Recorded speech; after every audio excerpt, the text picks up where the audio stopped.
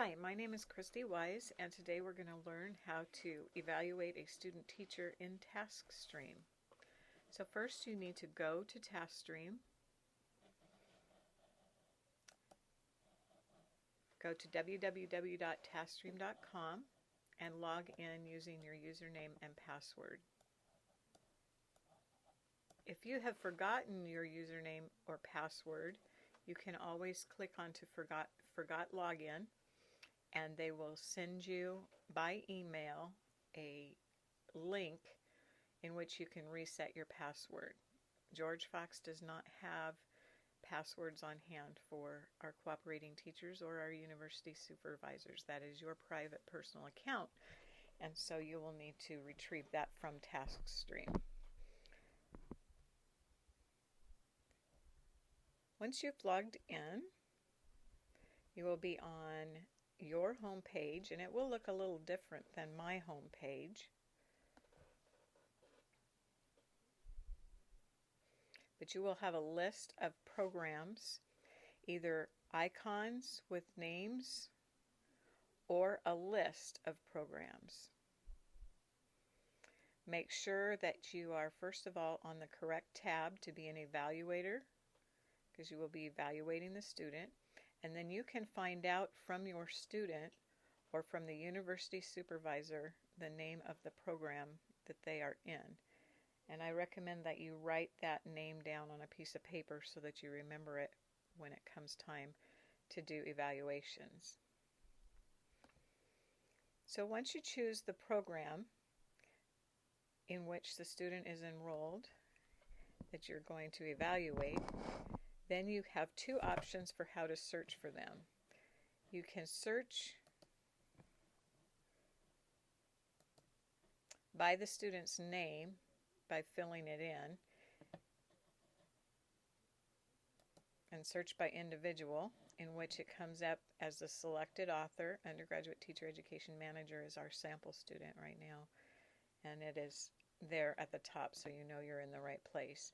If you do not find it, you might have misspelled it, or it may be written in a different way or signed into Taskstream a different way. So you can select by group and find your student's name on the list.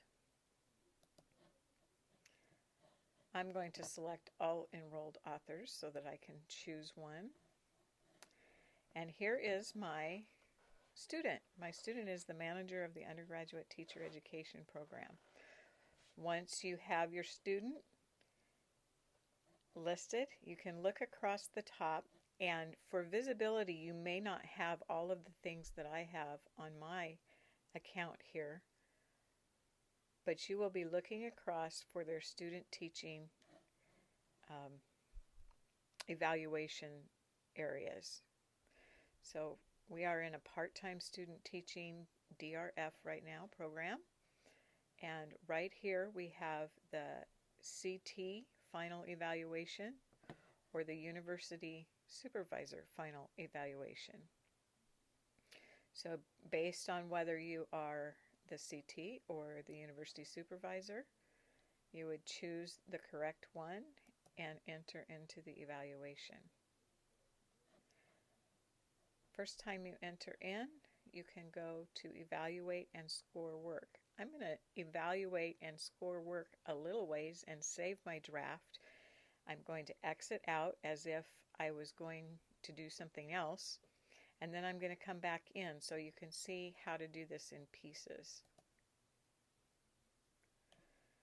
So here is the evaluation worksheet, and you fill in the demographics first.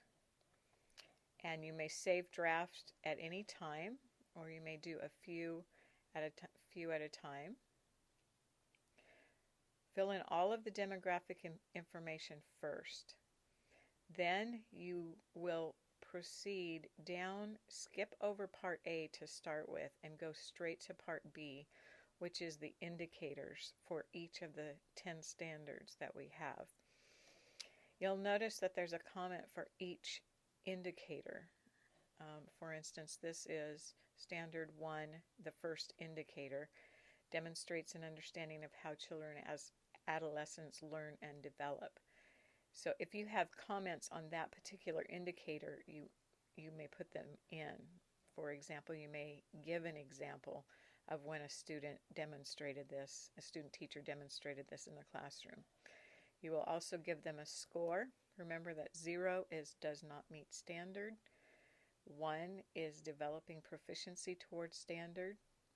2 is proficient relative to standard. And 3 is exceeds the standard. And those are there on every indicator to remind you of what they are. Choose the number of score and move on to the next indicator.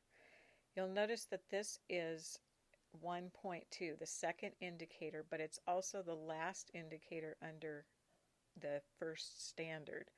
So if you have general comments about that standard, please put those in this section of the comment box for the last indicator in each standard. You can make general comments there. So you would continue on evaluating using the specific indicators and making specific comments all the way down through number 10. When you have completed all of those, and all of them will require that a score is filled in, when you have completed all of those, and you get down to the bottom of 10, which is 10.3, that's the last indicator, you need to scroll back up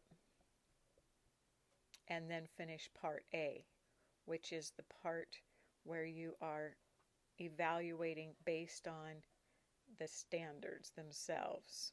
These are the general, the standard, the whole standard, rather than the specific indicators. You do have to make a decision on these as well as each of the indicators. Notice that the columns are numbered 1 through 4. The scale is still the same as it is on the indicators. The first column indicates a score of 0, but it's numbered 1 because it's the first column. So does not meet standard, you mark in the first column, and that is a score of 0. Column 2 is developing proficiency. Column 3 is proficient relative to standard, and column 4 is exceeds the standard. So once you have done this, you save your draft. If you stop anywhere, for instance, I have not filled this out completely, so I'm saving my draft, and I'm going to exit out.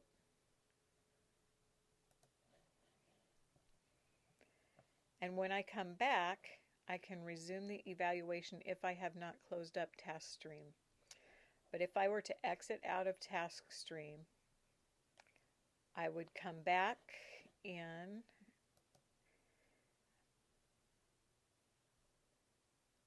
I would choose again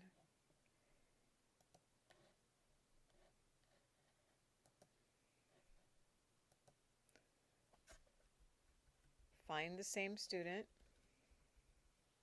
choose the program, find the same student,